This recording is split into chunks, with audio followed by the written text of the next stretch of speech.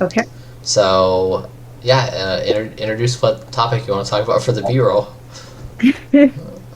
I mean, I feel like the only topic on my mind at the moment is the Palestine-Israel situation. And I mean, that's obvious because it's all we really end up talking about when we have any free time at work. Okay, cool. I can't believe we're over a month in. Yeah. It's ridiculous. So, just to give a summary of the recent conflict, because it's a conflict that's been going on for like 8 years, right?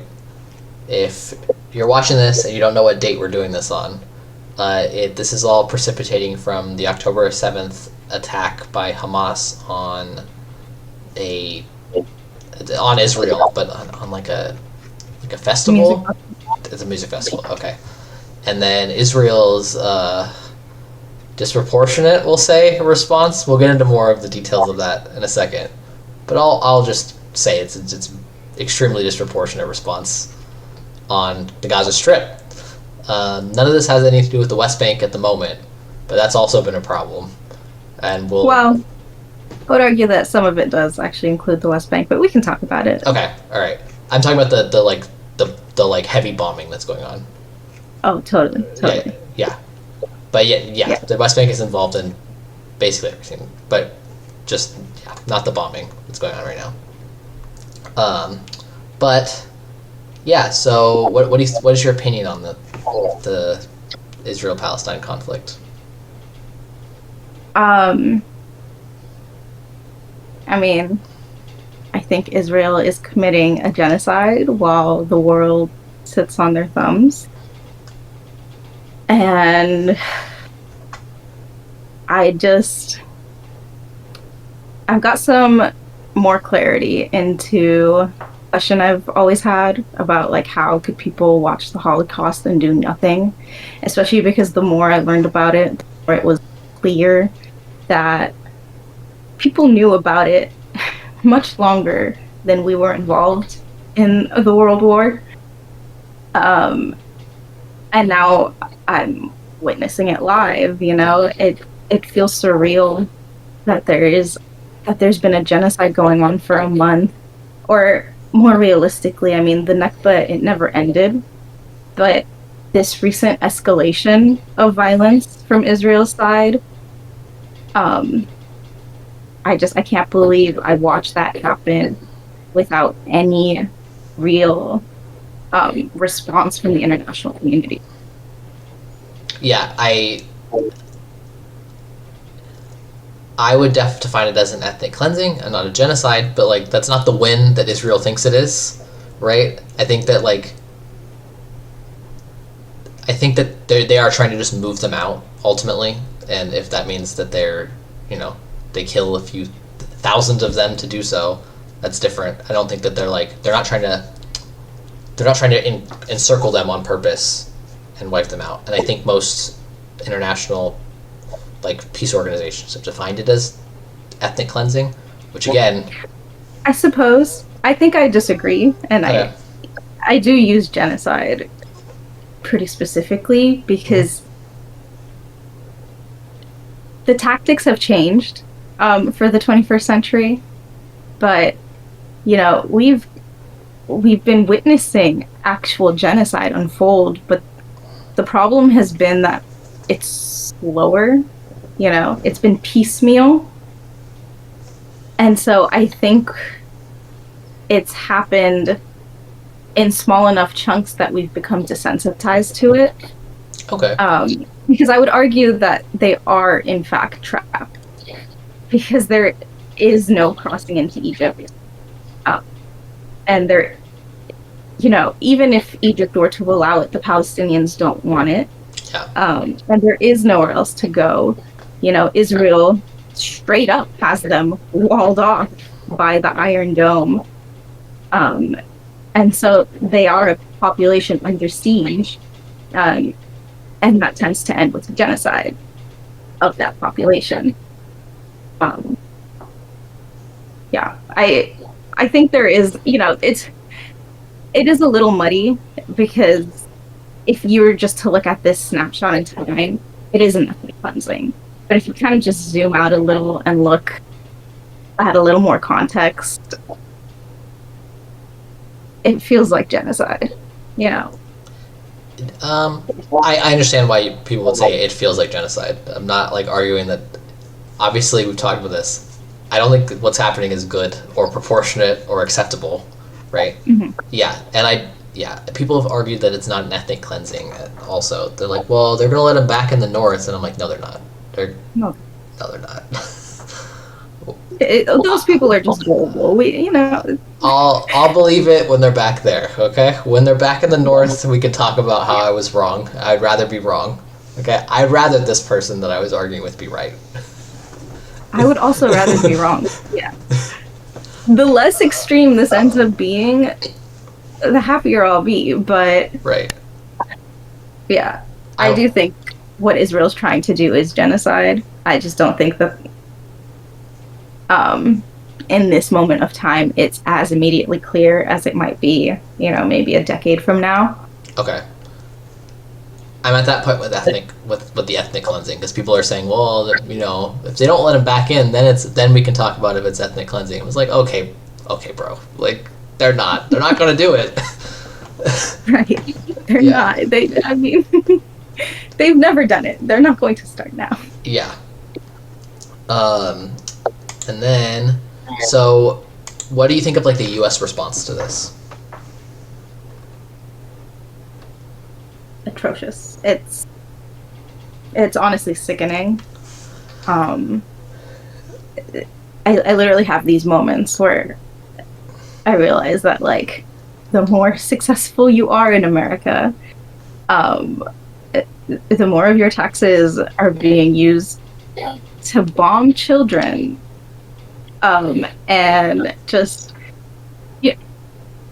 we're talking about the Palestine-Israel thing, but like just in general, we're living in like the belly of the empire, and like we work hard not so that our society gets better, but so that we can extract these resources from less advantaged countries, and if we have to commit a genocide to do so, then it's making us money, So I've been just completely disgusted by the U.S.'s response to things, by how clear the bias against Palestinian perspective is.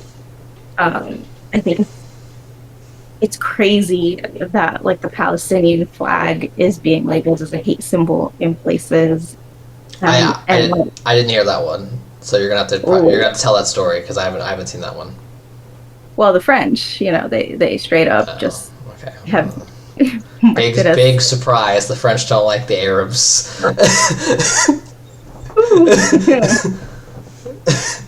Couldn't have seen that one coming.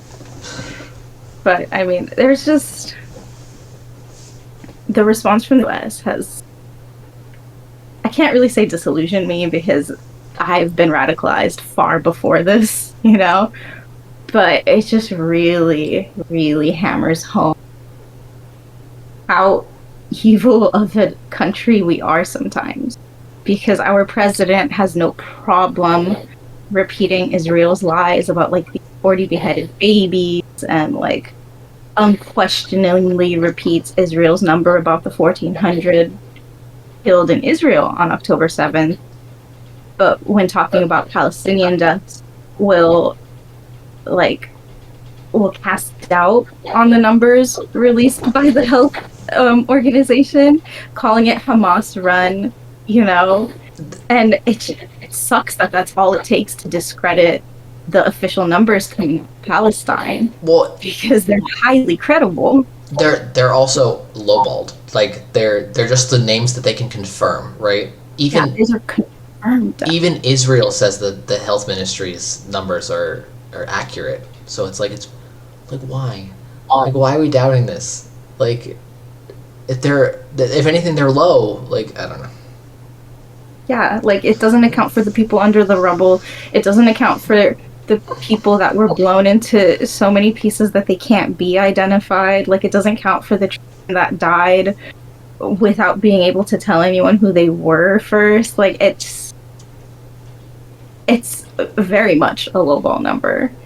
But, like, just even the fact that Biden will unquestionably repeat one narrative and immediately cast doubt on the other, I think that's a pretty clear indication about, like, what's wrong with it. Yeah. Because I think you shouldn't be fined for being pro-Palestine, like journalists have been. Like, plenty of people have been. Have been what? I missed the word. You shouldn't be what for being pro-Palestine? Fired. Oh, yeah. No. Yeah, the weird... It also... Okay. There's been a weird response. Because there are some people who are pro-Palestine who have been, I would say, maybe a little bit too bloodthirsty, okay? On, like not the IDF, but I've heard them say things about, like, Jewish people in general. And I'm like, okay, maybe fire that guy. But it makes all of those people more credible when you fire people for just having an opinion that, like, Israel can't do the, like, collective punishment, okay, and they should get away with this, and then you fire that person. It automatically makes the anti-Semitic person more credible, because then it's like, oh, well, they're all criticizing Israel. It's like, okay, kinda, you know. Yeah, I hate that both anti-Semitic people and or Islamophobic people, anti-Arab people, all of those people as another excuse to just go, like, masks off. Disgusting. But I have trouble believing that you're pro-Palestine if, you're saying, like, death to Jews or whatever, because you don't support liberation for one people unless you support it for everybody. So you can't use that sort of hateful rhetoric against any population and truthfully be for liberation of anybody. But it does suck that those voices are everywhere, and they're, I don't want to say taking over, but they're definitely being amplified by the conflict. Right. And they're being used on both sides as, like, proof, like, aha, you see, they do hate us. You see, they do. Like, most rational people just want to talk about, like, this extreme escalation of violence, this, like, completely disproportionate response, without being called anti-Semitic. Right. Without, like, I understand that people want to be able to talk about both sides of this without being canceled. Right. And especially when you're talking about, like, policy solutions. Like, I've heard people, like, we'll probably get into arguments over the one state versus the two state later, right? But, like,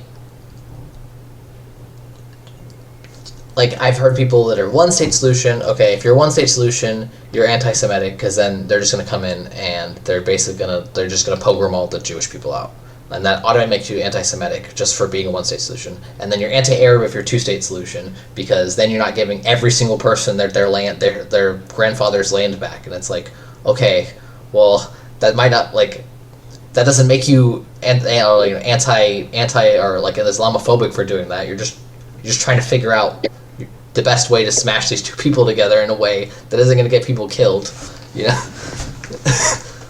I do know.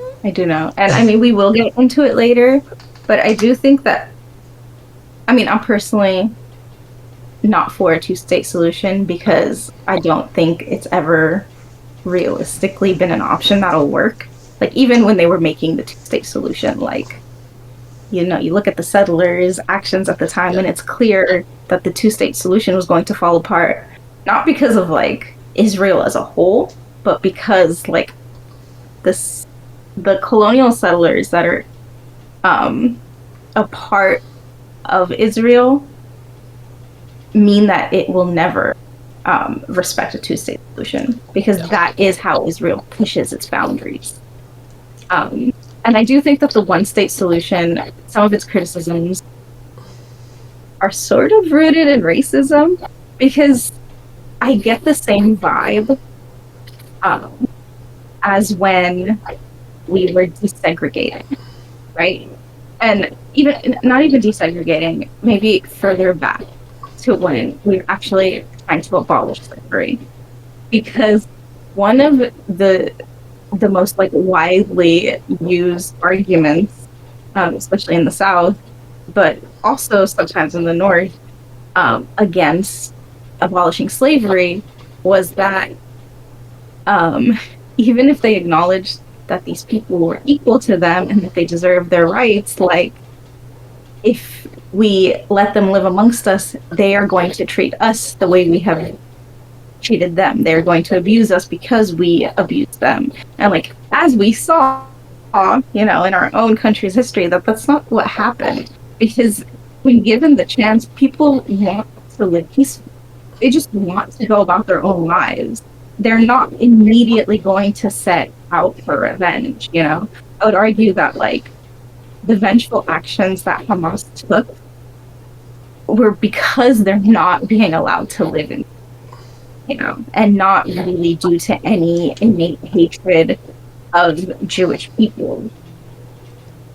Just a reaction to the circumstances. I would argue that, it's in their charter. Like at least some sizable percentage of Hamas does hate Jewish people just for being Jewish. Well, I don't know if I believe that they hate Jewish people for being Jewish. If those Jewish people that they hate, like, are violently masculine, would you not also hate Israel? Would you not hate the oppressive power? Maybe this is me not knowing enough about Hamas, but like, I've never seen any proof that like they want all Jews dead. I don't think I've ever seen them have a problem with like Jewish people in America or Jewish people in Europe. But that might be being ignorant. In their charter, they're pretty explicitly they want to get rid of all the Jews. So I don't know if that's the case actually, because I do remember recently reading something about them releasing, or I guess updating their charter. They just amended a couple lines. But I have listened to like members of Hamas like straight up saying like, we don't hate them because they're Jewish. We hate them because they're killing us. And like, I think that that's a very obvious position to take. Like, yeah. Hamas people, or like members of Hamas that hate all Jewish people, are wrong. But at the same time, and like, this is for sure like an explanation, not an excuse, the only interaction a Hamas member has had with a Jewish person is with like a Zionist Jewish person. Sorry. No, sorry. And I was just gonna say, and so like, if you think that that is the only sort of Jewish Christian that there is, like it's pretty easy to hate them all. But I really don't think that that's what's at the heart of it. I think they hate Israel. Yeah, I'm actually been meaning to ask you this because you speak Arabic. The word for Jew and the word for Israeli are not the same word, correct? Yahud. So it's interesting because Israeli is just Israeli, and Jew is like Yahudi. So it's not the same. More and more in like the media I've seen coming out of Israel, when they speak Arabic, it is the same word. Like, they use Jewish for both. So they use Yehudi for both. And like, there's this one super popular song in Israel right now that like is a straight rip-off from the Palestinian song Dami Falastini. And they do the same thing in that. And like, there's the translation, the official translation, it says like, the original song is a Palestinian pride song, right? Like, it's saying like, my blood is Palestinian, like this land is mine. And the song that the Israels made, literally like ripping off that song, it says Yehudi, but in all of the English translations I've seen, it translates it as Israeli. And so there's this like extreme inflation of the two terms when it really shouldn't be the case. Right. Yeah. That's why I asked, because like, okay, maybe like somebody mistranslated it or something, but like no, like okay, so there could be some conflation depending on when the charter was written. But yeah, the charter is their original charter. Because they did update their charter. You're right, but they specifically say that the update to their charter does not negate the old charter. When they say they, so. See, I'm not a spokesperson for Hamas, and I'm also like, the thing is, like, even the charter, like, this is just like a small disjointed militant group, and like, realistically, most resistance fighting, even if it's not organized by Hamas, will be labeled as Hamas right now.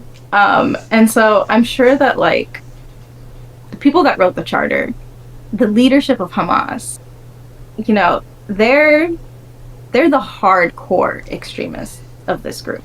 And so I have no trouble believing that they hate all Jews and that they want to extinguish or exterminate Israel in the same way that Israel is. But you cut out for the same way Israel is. Seems like an important. It's trying to do to them. Okay, all right. Yeah, I get it. But yeah, I think there is this this conflation that like there isn't any anti-Semitism going on in Hamas. And I'm like, okay, that kind of doesn't track, like at least with the leadership and with like the founding, and like, okay, I feel like we can be truthful and also understand that like oppressed and constantly bombed people join militant groups that they may not agree with necessarily because that's the only thing they can do. Yeah, it kind of just goes back to this whole like oppressor dynamic, and if the oppressor hates the oppressed, that's straight up hatred, right? Because the oppressed aren't really doing anything to you. But if the oppressed hate the oppressor, is that the same level of hatred, or is that just a reaction to the violence that's been inflicted? Mm-hmm. No, I understand that. Yeah, I think the main concern was like the conflation of like Jewish people and Israeli people, which is like, okay. Yeah. Like, I mean, it's at a pretty deep part of this conflict, because the fact that you can't criticize Israel without being called anti-Semitic is because Israel's claims to speak for Jewish people, which I mean is clearly not true. You know, there's so many Jewish organizations and Jewish populations out there that don't agree with Israel. So many of the people living in Israel don't agree with the actions of Israel. Well, yeah, these attacks took place in the midst of like the largest protest that Israel has ever seen, and a lot of it was due to just Netanyahu being a fucking douchebag. God, Netanyahu, no matter what, Netanyahu has got to go. And I think he realizes that like once this conflict is over, he's gone. And so there's Netanyahu has a pretty vested interest in keeping this whole thing going. Yeah, that's the... Yeah, well, he's getting prosecuted. Hopefully he just gets prosecuted and then we can get rid of him, and then hopefully some other coalition can form that's not the coalition that is involved, yeah. So. One can hope. I mean, like, Israel, the Israeli government has lost its mind, you know, like they are straight up airstriking Syria. No, you cut out again. They're airstriking Syria and then Lebanon. Oh, okay. Oh, I didn't realize they were airstriking Lebanon. I knew they were hitting Syria, but oh wow. I saw reports today about Lebanon, and I can't remember which other day, but like twice this week now I've heard about reported airstrikes in Lebanon. And so like this is how we get to World War III. You know, like Israel is now straight up in danger as well, because while it was calling the whole Palestine attack that it's doing a war, it's truly not.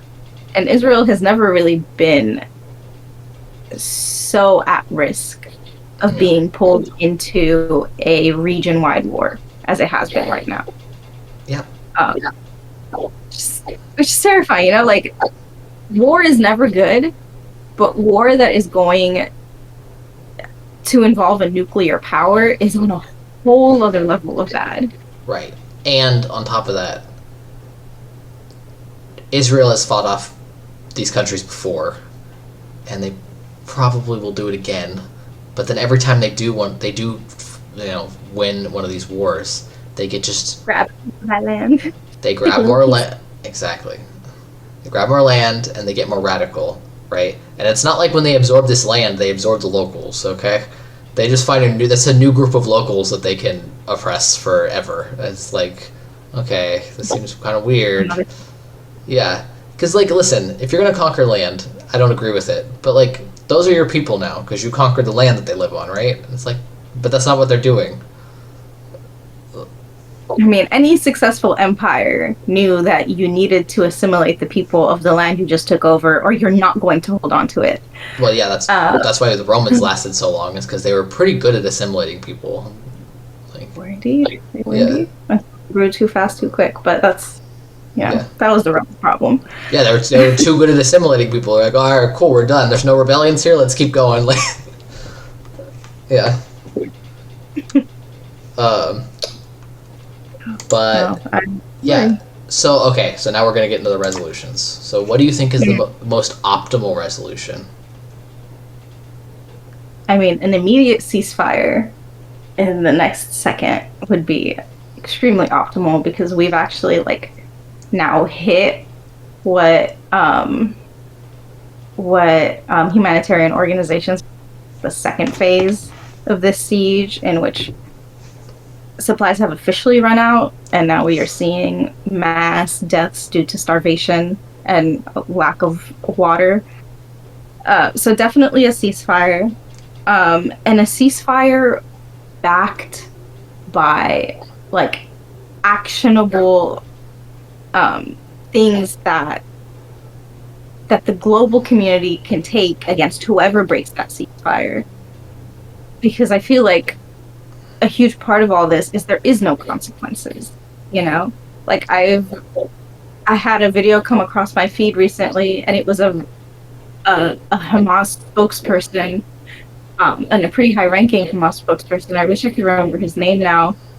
And he was talking about, he was on an interview with a news channel, and they were asking him about everything that was going on. And at one point, the interviewer asked him if they expected this sort of response from Israel, from the October 7th attacks. And they said, like, of course they did, because this is what Israel has always done. Yeah. You know, like, this has been happening. And he even put forth the argument that, like, only since the attack has anyone really paid any attention to violence on any side of it. And it was only when, like, Israel suffered the same thing that they were dishing out, essentially, that people even cared to look. And even when they looked, right, because, like, this violent attack didn't come out of nowhere. This came, like, after years of futile, more peaceful sorts of protests, not by Hamas specifically, but by the people of Palestine. You know, like the Great March of Return. The Great people might know what the Great March of Return is. Great March of Return is a wild story. Because it was my understanding, it was a peaceful protest where everyone just tried to, essentially people in Gaza just tried to return to their homes. Is my understanding. It wasn't even that, really. It was called the Great March of Return because it was organized by the youth of Palestine. Okay. So, like, all of these kids, essentially, they held rallies, and depending on the day, like 20 to 40,000 or so people showed up. And all they did was they went up to the Iron Dome's wall and they protested, like they chanted, they like marched along it. And in response, Israel had its snipers that are always there, like they're always defending the wall. The snipers, they kind of just had free reign to shoot anyone they wanted to. I think there were at least 300 deaths over that week. There were 300 confirmed, and they only killed one actual target that could have caused an issue when international people looked.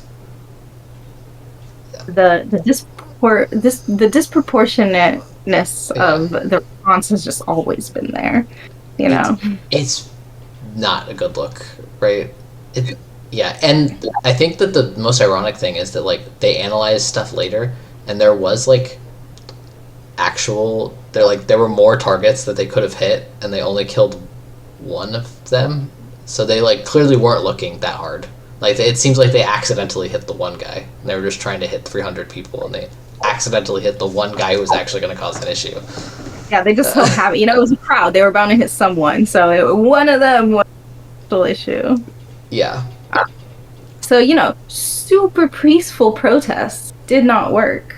And so this Hamas guy, he was basically saying that, like, you guys, like, this was not our choice. This was a reaction to silence from the international community throughout all of these, like, 75 years, and mostly throughout, like, the escalations, like 2011, I want to say, onward. And he made a good point, which was that, like, they didn't do anything then, and he was talking about this like a week ago. And so, like, 20 plus days in, the global community still has not done anything. Like, we haven't even managed to successfully get a ceasefire in place. And so, like, what other form of resistance is there other than the Palestinian people fighting back themselves? Yeah. I think that, like, you and me have a little bit different... Oh, hold on, I'm getting feedback. You and me have a little bit different opinion on, I guess, what, like, I think that if they would have attacked any military, any government, or any, like, civilian infrastructure target, it would have been totally acceptable. I'd have been like, all right, well, you're occupying people. I don't know what you want them to do, Like, you're doing a military occupation. This is just how it works, right? That's how it worked when we were occupying Afghanistan. That's how it worked when we were occupying Iraq. Like, they attacked our soldiers. That's just what happens. Like, I don't know what you want. I don't know what you want them to do, unless you're going to give them their freedom. But I think by attacking this group of, like, they're like literal hippies, right? They're like doing a festival for peace. It was silly. It's a silly thing to do in, like, a war zone. But I think by attacking this, like, they really did, like, clip their wings a little bit and delegitimize themselves. Like, if they had attacked, like, anywhere else, it feels like it would have been a better look for a lot of people. Yeah. Well, while I agree, because of course only attacking military targets is the way to go, I would argue that Israel makes that pretty hard, considering, like, their biggest and main military base is in the heart of Tel Aviv, completely surrounded by civilians, right? Which feels like a very purposeful choice. But I also want to point out that, like, Hamas's ratio of targets to innocent civilians killed is way better than Israel's at the moment, because, like, they finally released the list of 1,400 killed. they only released the names and not any other identifiers, which I kind of have a problem with, because they've been known to do this thing where they'll release lists of names of people that like are unrelated to conflicts that have actually died, but like in other things. But also, like, that list of 1,400 names, one, did include a significant portion of military targets, and they were all at the bottom of the list. Of the, like, official list that Israel released, every military ranking person was listed at the bottom, which is also a very deliberate choice, you know? And I didn't go in and count it out personally myself, but it was a third of the total text.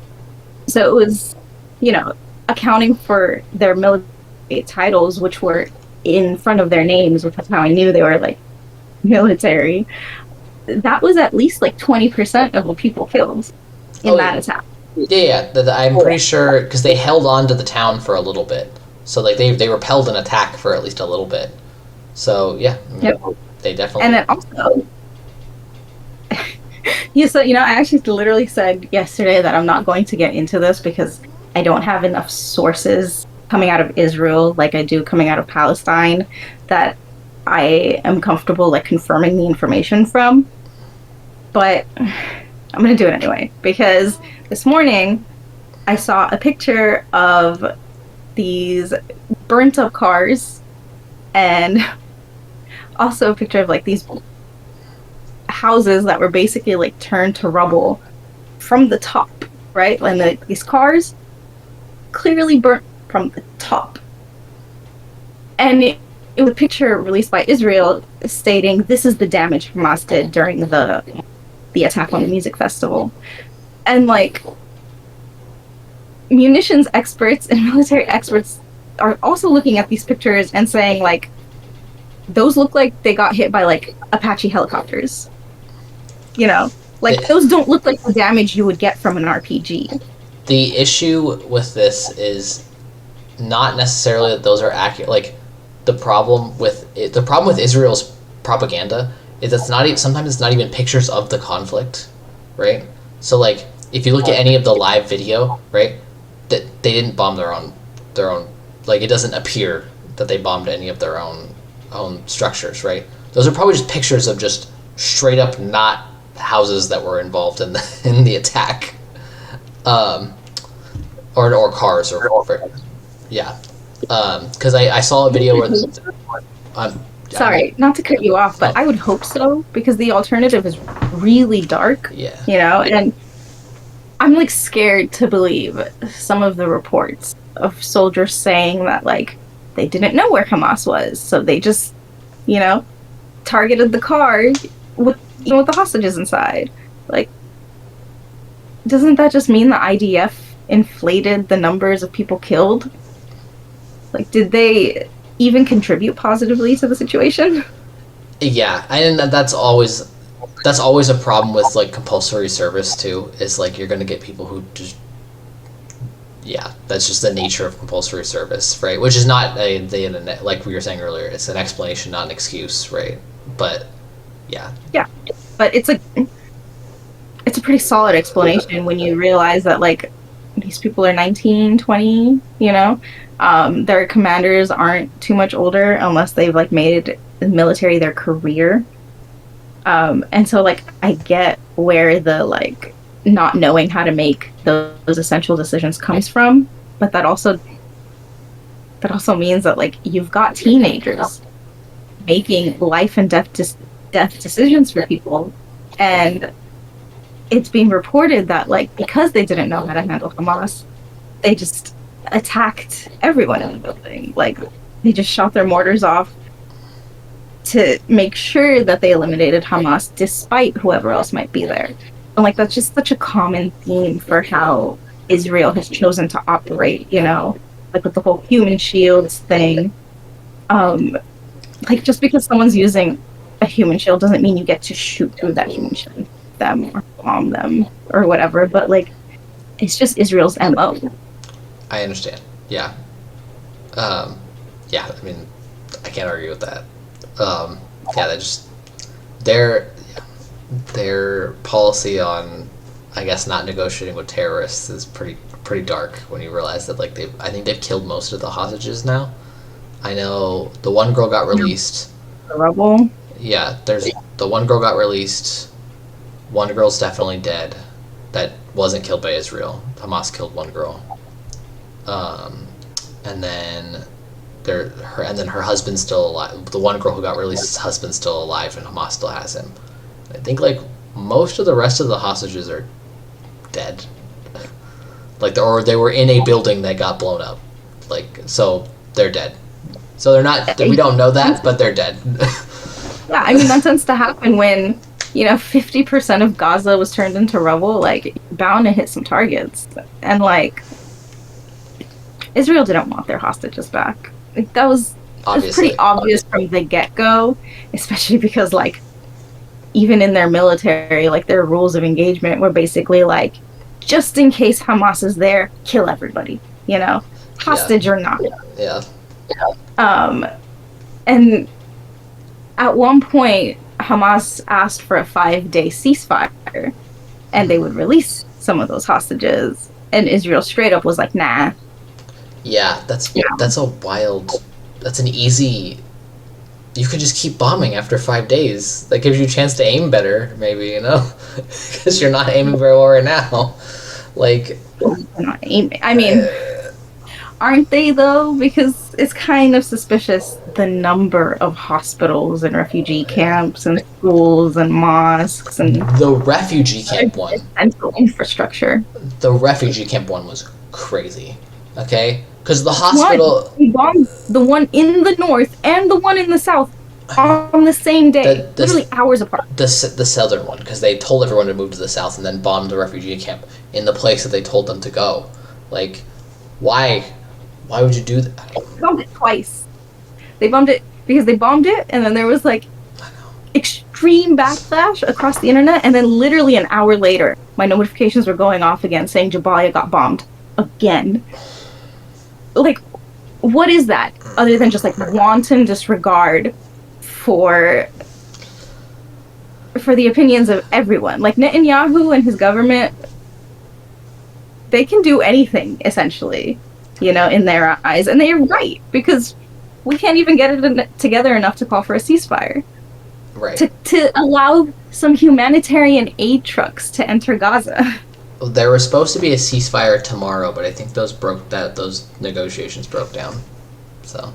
Oh, that's wild! I didn't even hear about that. Yeah, I heard the rumor about that, so I don't know that that's true. I was like I was scrolling through Twitter and then saw it, and I was like, oh, sweet! I hope that that's true. And then 5 minutes later, it was like negotiations have broke down. I'm like, of course they have. Oh.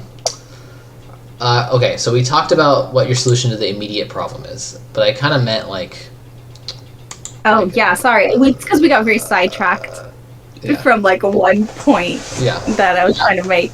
But I ceasefire, immediate solution, but then I also, like I alluded to earlier, I do believe in a one-state solution. I do think that if you exterminate Zionist ideology, then there is no real reason that all of the religions that happen to be there can exist peacefully. All of the ethnicities, just all of the people. Because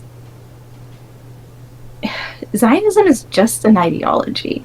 It's just the idea that this is their holy land, and so they deserve all of it, and it should only be for them. And, like, that doesn't need to be the case.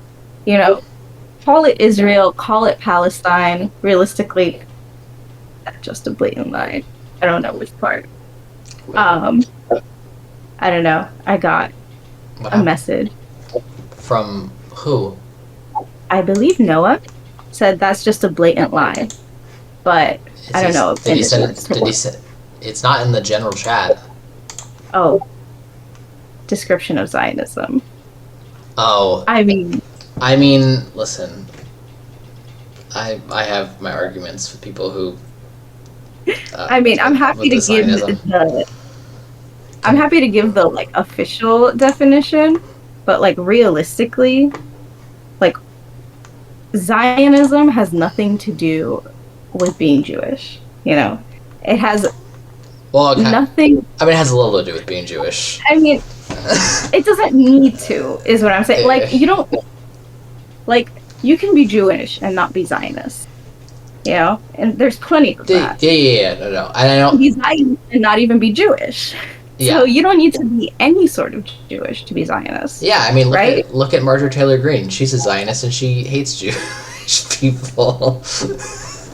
It's actually crazy that, like, so many of the people that voted to censure Rashida were, like, even just a couple weeks ago, saying extremely anti-Semitic and anti-Jewish things themselves. Yeah, the Jewish space laser lady is now super pro-Israel. Jewish space lady, you know? Okay, so I looked up the official definition, and we can see how it differs from mine, because it does say a movement for originally the reestablishment and now development and protection of a Jewish nation in what is now Israel. I would argue that even though this is the official definition, it's not really the case, because Israel performs plenty of violence against its own citizens that are Jewish, that don't agree with Zionism, that don't agree with their colonist policy of grabbing all the land around them. I think that if that definition, if we're using the textbook definition, then we need to find a new word for whatever the fuck the Israel has going on now, and say that's bad and we don't like that.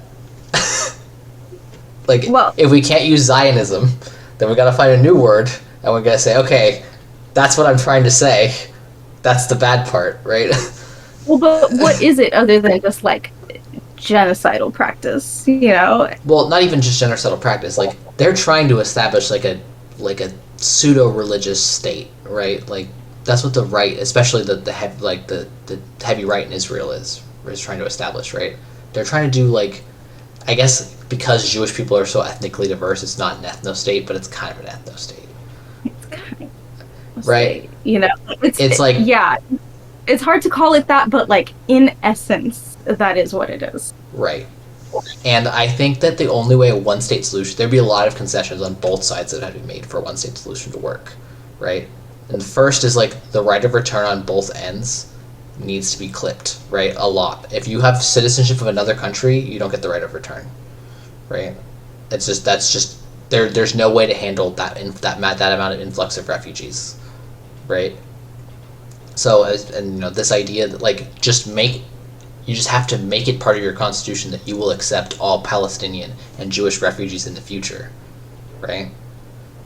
And that could be a way to handle that, but you can't give everyone citizenship. It's not going to work, right? The Palestinians are, I think, like, the largest minority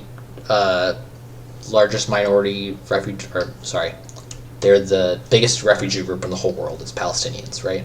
And then they would be second place if you considered all of the Jewish people refugees, right? Right, which they're not, but you know what I mean.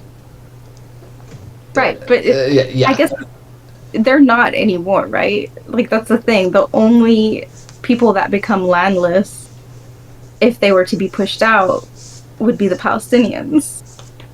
Right, but that's what I'm saying. If they have citizenship of another country, then, like, okay, it kind of seems like you're not a refugee anymore. It kind of seems like you're like a third generation person who was born somewhere, and then you have citizenship, right?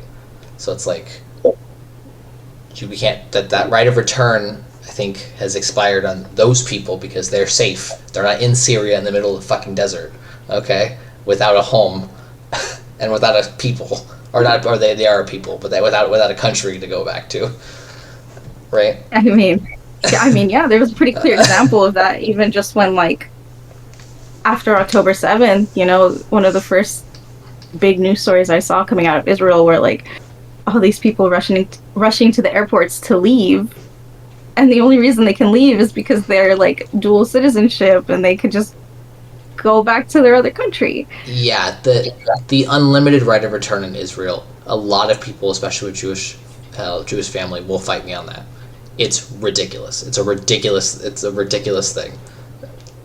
Right? It doesn't work anywhere else. It is the ultimate ethno-state like rule, right? Yeah. And again, the only reason that we wouldn't consider Israel an ethno-state is because being Jewish isn't an ethnicity; it's a religion. So it's like, okay, right? Right. So It's hard because like you could be Jewish through ethnicity or through religion, so it is hard. but Yeah. you know what I mean. They're like trying to get around it by a technicality, right? They're dodging the allegations by a technicality, not like a rejection of the concept. I agree. But yeah, I think that's one of them, and I think also it would have to be a federalist system instead of a parliamentary system, right? Because I don't think, no matter who has the majority, I don't think that the minority would accept a one-state solution from the other, right? Like without a federalist. I think if the amount of Jewish people in Israel doubled, I don't think Palestinians would all of a sudden be. I think they would change their tune and they would not be talking about a one-state solution. They would all be talking about a two-state solution. If there was a significant amount more Jewish people, more Israeli people than there were Palestinian people, and that's. Well, this goes back to your first point because like there always will be if you give more not Israeli people, but more Jewish people, whether by ethnicity or by religion, the absolute right to return to Israel. Yes. So if that goes away, I don't know. I'm not an expert on how populations like expand and change, but there is no real reason to be worried about being the minority unless the minority is being oppressed in some way. Mm-hmm. I guess you're right in that like if they were to double, then like people might have a problem with it, but it's only due to the fact that like if they were the dominant power, then there's that worry that they will try to oppress and try to take over their rights again. And if there is no threat of that, then it shouldn't matter what the majority of the population looks like. I think one of the biggest parts of resolving this would be to give Palestinians the same right to Israeli land that the Israelis. Because you shouldn't be allowed to come off of the plane from Brooklyn, with full rights to this country, with more rights than people that have been there that whole time. They don't have those rights, If they have a lesser set of rights, of course there's a worry of being the minority group. Because then if whoever the minority group is, they will have less rights. But take away that like apartheid state system that they have, where there's a literal different set of rules for one population than the other, and I think a lot of the problems go away. Because people love to say the whole like there are Palestinians in Israel, like so Israel is fine with Palestinians and with the Arabs, but it's not really true because Palestinians in Israel don't get the same amount of rights.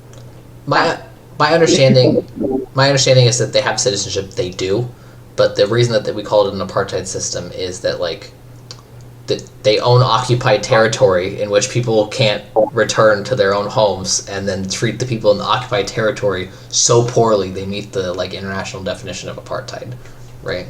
That they've hit the crime of apartheid because of their occupied zones. It's not just that. That is a part of it, but even, citizens get less rights as Arabs. Like there's different checkpoints you go through if you are an Israeli citizen or a Jewish citizen of Israel than if you were an Arab citizen of Israel.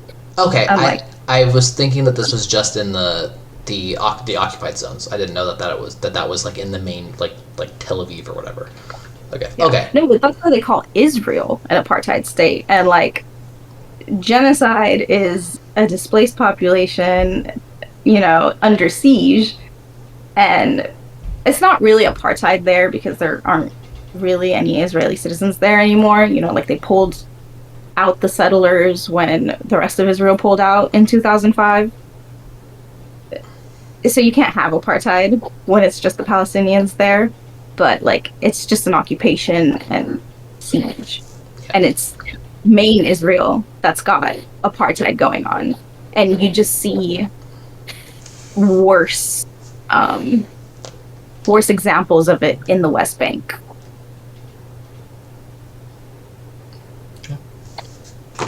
Let's go to the next question. We already kind of talked about the Hamas peace possibilities, so I'm going to skip that one. And we already talked about the last one, so we'll just talk about this question last. What actions do you think that we as U.S. citizens should take to support like a resolution or to protest any violence that may be going on or anything of the sort? So as U.S. citizens, I think one of the best ways to protest this is to boycott. There's a reason that the BDS movement is illegal all over the place, and it's because it works. It's literally just BDS is BDS is boycott, divestment, and sanctions. It's just what it stands for. But if you were to like look up BDS, some countries have made it illegal, and they call it. I can't remember if they call it like a terrorist organization or something, but like they are labeled as bad. But like really, all it is just boycotting. Okay, hold on. Totally. We can't sanction, right? Obviously, because we're citizens, but boycotting and divesting is just I don't want to go and buy their stuff, and divesting is I'm going to sell their stocks. Yeah. Okay. How can you make that illegal? So exactly. But if you like go and you look into it, like there's straight up. So there's like 37, I want to say, states that have some sort of like BDS rule on the books in regard to Israel. I saw that one. I forget who just passed a new one, and but there's a state that just passed another one, or just like a new state that just passed one. It's one of the middle states that doesn't even like Jewish people, so it's very interesting that they. But I mean, that makes sense. Plenty of Zion. I guess I can't really say this because I don't have the numbers to back it up, so I won't say the majority, but plenty of Zionists here in America don't like Jews. They don't like the Jewish population at all. They want them to go over there, Yeah, they're Zionists because they want them to be in their own spot. Which is extremely fucking anti-Semitic. Well, but it's interesting that like Jews occupy this, like Jewish people occupy this weird space where they're white when it's convenient and they're not white when it's not convenient, right? When they're killing like other Arab people, like they're not Arab, like they like they genetically are, right? They're white and we treat them like that. But then like when they're in our country, they're not white. Okay, they need to go back to the Jewish country where the Jewish people belong, because it's like, what? This is a weird zone that they occupy in society. I feel like it is a weird zone, but I feel like that does tend to happen to populations that undergo the transition into whiteness, into being accepted as part of the group that you can call. Maybe it's because we don't notice it because we didn't live through like Irish people and Italian people becoming white, right? Maybe that would be a thing, right? Yeah. If we like lived through that. Because you say the Irish, like that's exactly what it reminded me of. Like they were also caught in that weird, you're brown when we don't want your support, but you're white when we need your support against this other more brown enemy we've got. So yeah. Yeah. Yeah. Yeah. But so companies so boycott and divest which companies? Which ones are we talking about? I mean, I would aim your attentions at the biggest ones that you can. I know McDonald's, very under fire at the moment for giving Israeli soldiers free McDonald's. That's a very clear show of support for genocide if you're giving IDF soldiers free meals. It's just, that one was interesting to me because you could have supported the people like in the villages that were attacked and still been the good guys. You could have given food to the people who Israel shut off the food, water, and humanitarian aid to. Right. You know? But I meant like if you had just wanted to support Israel, like you could have done it in a way that's just supporting like the people that Hamas attacked in those areas and still been like a good guy, right? Like, well, we're just trying to help. We can't even get into Gaza. They could have made so many excuses, but they're like, no, we're helping the soldiers, okay? All right, they can take us. They can take a bite of the Big Mac. They can click the bomb button. They can blow up another desalinization plant. Yeah, you've got.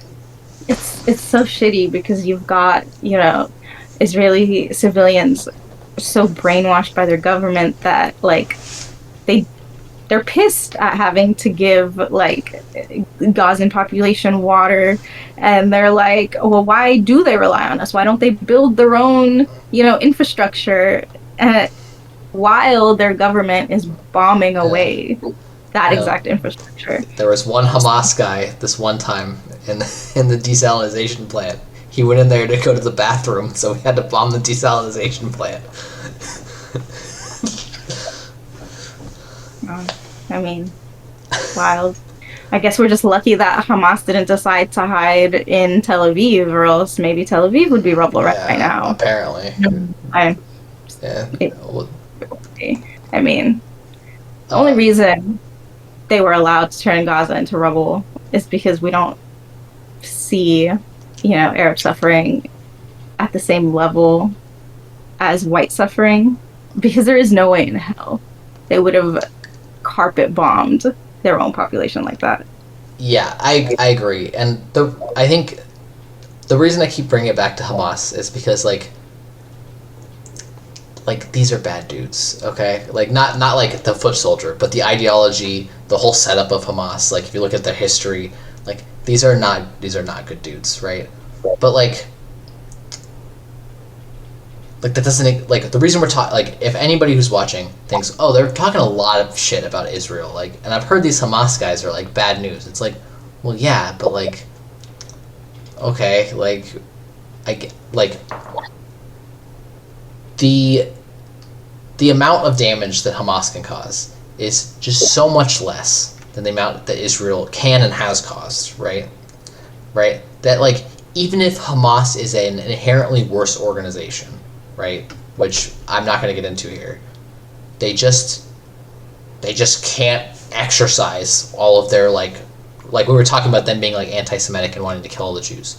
Even if they do want to kill all the Jews, there is a 0% chance they're even killing, like, a sizable amount of them.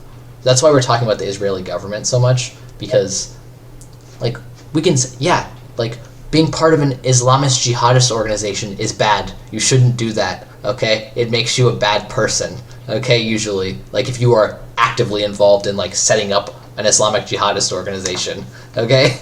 Totally. At the same time, though, like, you're right. We're talking about Israel so much because, like, they're the oppressor in the situation. They're the, like, vastly more powerful entity in this occupation, and so, like, all of the power to end this is in their hands. But that's always been the case because, like, all of this started due to their actions, like, I can't pretend that October 7th was the start of this. No. Yeah. And so it's really hard to, like, look at the resistance to oppression and be like, that's just as bad as oppression. Especially because without the oppression, that resistance wouldn't exist. You know, so it can never be as bad as the thing that caused it to form and to do what it's doing. They responded by like essentially just doing this, like, as much as we criticize Hamas, they just did the same thing. They just carpet bombed an entire city essentially. So it's like, okay, like, well, right, but then we're like talking about like, okay, cool, like they both did the same thing, but like I don't want to. I know we were talking about superheroes earlier, like, but then this is going to be super cheesy, but like with great power comes great responsibility. Like you're a nuclear power, right? The entire every world's government supports you, basically, right? So it's like, yeah, like you have more responsibility to not fucking carpet bomb a city, right? Versus this militant group that runs a failed state because they can't even agree, because like they can't even agree with the other part of their country on who should run the government, right? And then your leaders aren't even in the government because they can't even be bothered to show up and be in Gaza. So that's like, there's just, yeah, of course these people are not making great decisions, right? Like, yeah, like October 7th was bad. It was a terrorist attack. Like that's not, right? That's not like a, what do you call it? It's not like a controversial opinion, but you can say that. You can also say, yeah, like Israel, we should talk more about Israel because they're a functioning state, right? That's occupying gigantic swaths of territory and oppressing millions of people. More people than exist in their own country. Yeah, like, what is the point of even talking about like what Hamas did when it's on such a small scale compared to like the damage Israel has done, is doing, and like chooses to continue to do. Right. Like that should absolutely be the focus of our attention, because that is how we will achieve like the most good. Right. And I brought this up because I realized how much we barely said anything, and I just want to like get that whole part out of the way. Where like, yeah, I think we both understand that like these guys are sketchy at best, right? I don't condone their actions, but I also understand resistance fighters. No, you know, yeah, like the ground fighters I also understand that the world has trouble labeling resistance fighters as resistance fighters in the moment, and in the moment they're almost always called terrorists, because like we've done that to like Nelson Mandela, we've done that to John Brown, we've done that to plenty of people that we now acknowledge are not terrorists. But I also just want to point out, are we in chat I'm just zone? getting quite a bit of chat. How are you getting chat? I literally turned off chat. I think it's like to me directly. Oh, okay. I don't understand why some people are sending you messages during the podcast when they've turned off chat, but that's cool. One person. No, this is streaming chat. It's streaming chat? I don't know. I don't know how to control the thing. But, you know... Fuck, I lost my train of thought. I'm sorry. Okay. I lost it. So, I actually have a question for you. Yes. You ever watch Attack on Titan? Yes. Did you finish it? I read the whole manga, so yeah. Okay. When I realized we were talking about Palestine and Israel, I like debated whether or not to bring this up, because I've never been able to watch that anime without getting the Israel-Palestine vibe, you know? And I actually only recently made it to the final season. And I've been watching it with my sister. And not to spoil it for like anyone out there, and I will try my best to like tiptoe around the spoilers, but when we finally got to the reveal, and The main characters reveal, or the reveal of the end of season 3 reveal. I don't think of animes in seasons like that. The reveal of like who the real enemy is, and like what's really been going on. Okay, yeah. So that's when we got to that. Yeah, when we got to that, and we got to the response of the people within the walls, you know, like when we got to their resistance to that, my sister had a problem with it, and she was just like, well, aren't they just as bad as, you know, the ones that were attacking them now? Because they also killed innocent civilians, and they also, you know, they knew that that was what was going to be happening, and like, yeah, they were resisting, but they weren't targeting solely military targets. And like,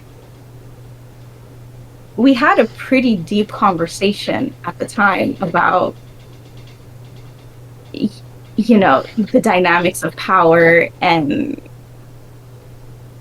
action versus reaction.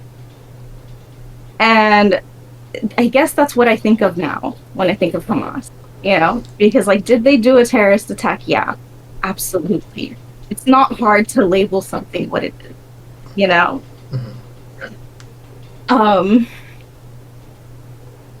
Israel has done so many of those terror attacks ever since I've even like had a concept of what Palestine is. Like, ever since I've paid attention to the news coming out of that region, I've seen the terrorist attacks that the state of Israel has committed against Palestine, you know.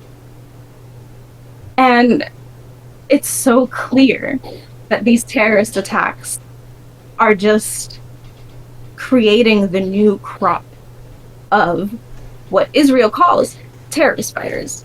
What, you know, maybe in a couple years from now, may be called freedom fighters. And I don't think that that is Hamas, you know, because I think there's enough wrong with the leadership structure of Hamas that, like, they're not going to be the ones to get the label freedom fighters, right? But in like 15, 18, 20 years from now, if there is still, you know, any sort of population of Palestine left, like these children that we're seeing on our screen, watching all of their loved ones die, like plenty of them may be the next iteration of Hamas. And I'm having like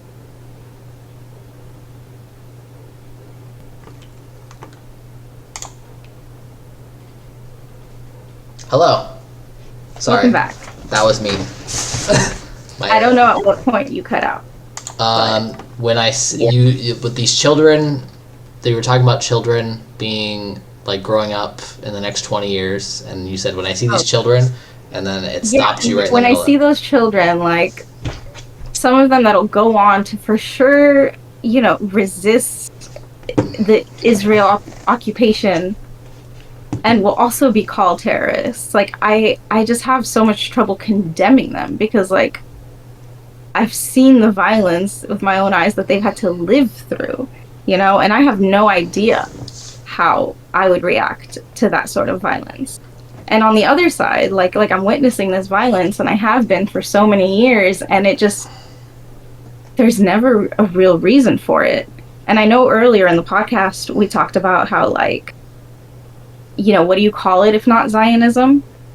But like, I will be looking into that more, but I do think that, like, you know, Zionism is part of the reason we're here, because like just this idea of a Jewish homeland and like a holy land has given Israel this like divine excuse to go for the land grabs that it had, you know, even if those land grabs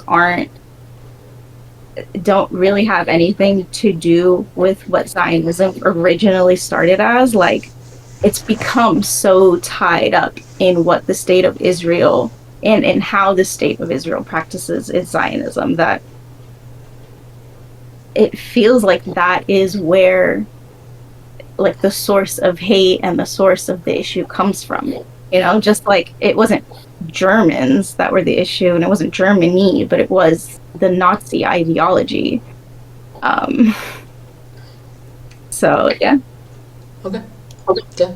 I want to circle. You gave a long thing, but I'm going to circle back to the Attack on Titan thing, and I would say that like, just to be clear about like the interpretation, right? Isayama did intend for like the people from Paradis to be terrorists. Like he purposely portrayed them as terrorists to show that like. Remind me, which one is Paradis again? The islanders, the people that we meet at the beginning of the story. Got it. Okay. Got it. He has talked about how like because like those are terrorist actions, right? And like that's what I said, like Hamas did terrorist actions. Yeah. But at the same time, like you look at those actions in response to like their situation, and like it just becomes so much murkier. Like that just doesn't seem like, you know, terrorism for violence. Like this is an oppressed people doing the very last thing that they could think of in order to get the boot off their neck before they suffocate. I think that's probably true of the ground soldier, right? But like, I feel like the leaders of Hamas, who literally don't even have the gall to be in the same country, right? Who are in some other country, like, I feel like those people are definitely terrorists. Like those guys, I have no problem saying. I don't fuck those guys, you know, because they are taking advantage of like a hurt population in order to do their bidding, essentially, and that's disgusting as well. While they ban elections so that no one can even vote for somebody like that's not them. I mean, I mean, half the population of Gaza is like children, you know, like they wouldn't be voting in elections regardless. Yeah. But when you poll them, they don't like Hamas. Most of them don't like Hamas. So I mean, it sounds like Hamas has never been popular, you know, like even before October 7th, like plenty of Palestinians have gone on the record saying like, no, fuck Hamas, you know, like that's not the way we're trying to do things. But go ahead. They weren't popular when they got elected. They only got elected because people thought the PA was so corrupt. They're just like, oh, cool, we're going to vote for Hamas. Then at least they're not corrupt, and then we can just vote for someone else later, and then. Right, and that unfortunately backfired on the population of Palestine, but like, that's not their fault, you know? Like, it sucks, but plenty of other countries have also picked some real shitty leadership without getting carpet bombed for it. You know? Yeah, exactly. Yeah. Plenty of other countries have had some terrorist groups since their founding, even, that have also not been carpet bombed because of it. So like, yeah, and there's no world in which Israel was right in the way it responded, and there is no world in which the way Israel responded is self-defense. Yeah. But it is kind of what Hamas did. The foot soldiers, you know? Yeah. Well, they don't know. Like, I think that's like, it's the same thing with like individual Russian soldiers right now, right? Like, they're on like their 10th round of drafts, okay? All right? Nobody wants to... Nobody wants to be there, okay? All right? We can feel sorry for them, all right? We can understand that, like, well, like, the Russian government is, like, doing terrorism. Like, the average foot soldier is just like, yeah, point that way, shoot that way. And it's like, okay, anything to not get myself sent to a fucking gulag, you know? And yeah. Right? Like, I have a family to feed, and I don't want us all to be in Siberia in basically a concentration camp for the rest of my life. So I guess I point there and shoot there, you know? And it's probably a lot of what, like, these Hamas fighters are feeling. Like, hey, man, like, we're the government. You're 18, you've been recruited, you know? And they're like, okay, well, at least I have food, all right? They're the only ones with food, so guess who I'm signing up with, you know? Yeah, and like that's the thing. Like when that's the only somewhat functioning power structure that exists in your society, like maybe that's the one like you helped build up, and even that is Israel's fault, you know? Like we've talked plenty about like how Hamas was Propped up. funded by Netanyahu, and That guy needs to go. That guy's the terrorist. That guy is the king terrorist in this situation. A thorn in the whole world side, really. Yeah, I watched his interview with some other person. I can't remember what his name is. It's another famous podcaster. He interviewed with him, and he just, I don't know. He just like, he purposely lied. He just like at one point basically was just like, he basically was just disregarded all of the Palestinian people as like being unreasonable and not willing to work, like not worth working with, and it's just like, I don't know. It's like he's really wearing his, you know, his racism on his sleeve, you know. Yeah, and again, it really sucks that this recent escalation has given all the bigots the opportunity to enjoy themselves that much more. But I really wish they would shut the fuck up, because it sucks that like regular ass Israeli citizens are now feeling like they are at war, and it sucks that like Palestinians are watching everything and everyone they love around them collapse and die, and still have to like put it in front of the cameras to prove to the world that that is what's happening. It also sucks that like we're getting so radicalized. This is like we're in such a team sports environment now that like we can't just be like, hey man, you know, like maybe this random Jewish person that lives in my neighborhood, maybe I shouldn't say something anti-Semitic to him. Or maybe like, you know, this person's Islamic, and maybe like, you know, I haven't considered this, but maybe this person isn't even Palestinian, and if so, you know, maybe they've never been to Palestine. Like, why would I insult them for this? Like, nobody here is involved, so, you know, really, like nobody that any of us know are involved in any of this. Like, leave them alone, please. Like, for the love of God.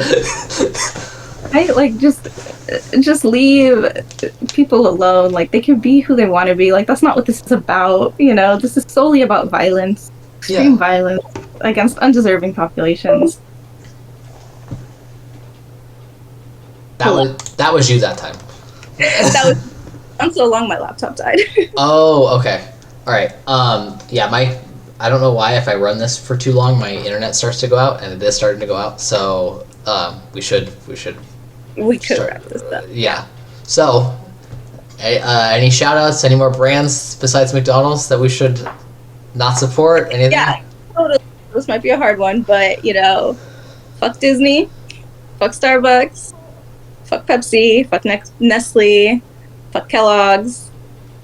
Those are some pretty good ones. Those are some good starter ones. Okay. I know like Sabra is like a PepsiCo company, which is unfortunate because it is made in Israel, I think, actually. Is it made in Israel? Oh, that's the white people hummus that I get. Okay.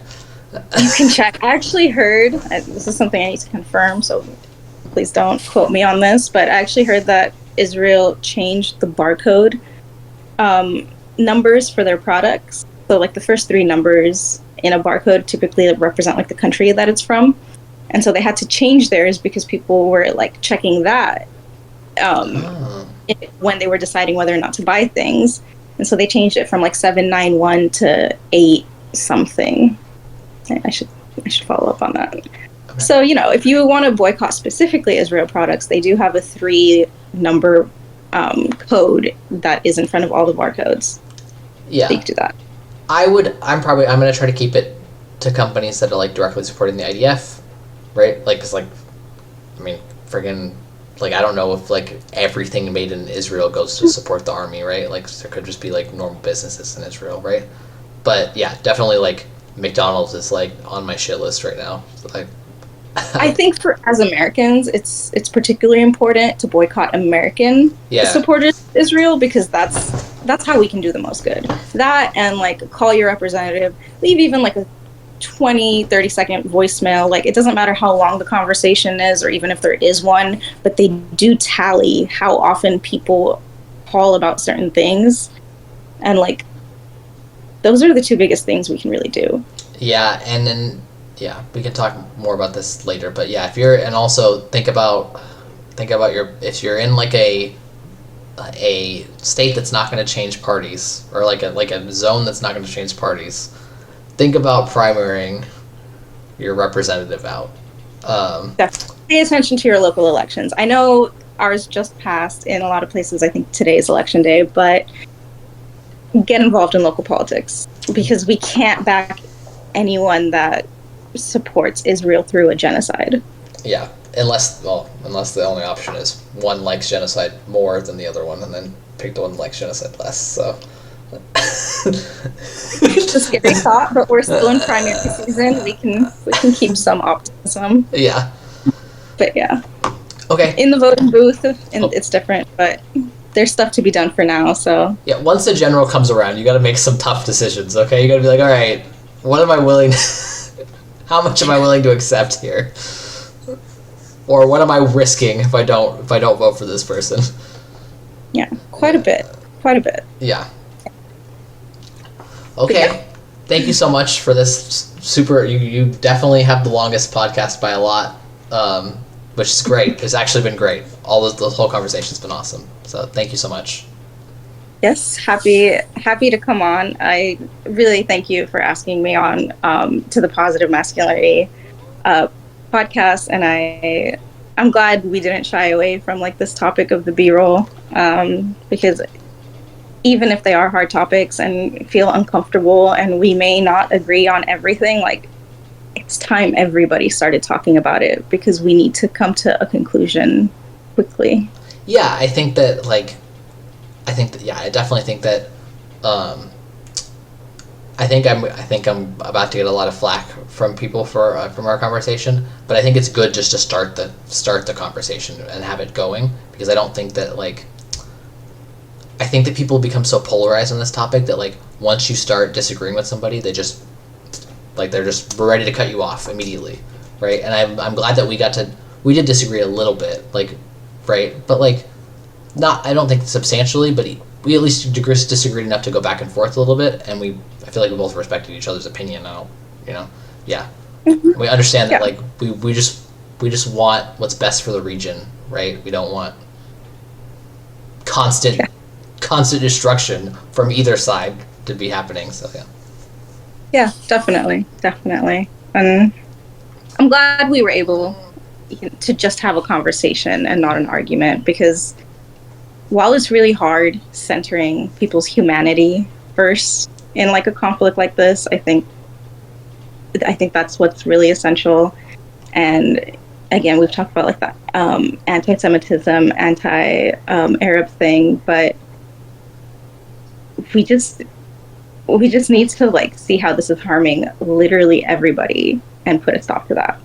Yeah, of course. And I would like to stress to everyone too, I didn't argue with you because you're my interview guest, right? This isn't a debate. This isn't a debate panel, right? If everyone wants me to do that, we can have one, and then I'll moderate everyone arguing with everyone if they want to do it, right? This is supposed to be me listening to your thoughts on the subject and giving a couple of mine. So yeah. Yes. Yeah. I think you're a great interviewer.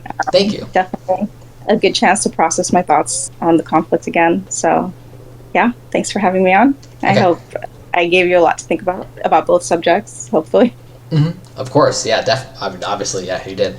So yeah. Okay, thank you so much. Okay, have a good night. Yeah, have a good night. Okay, bye-bye.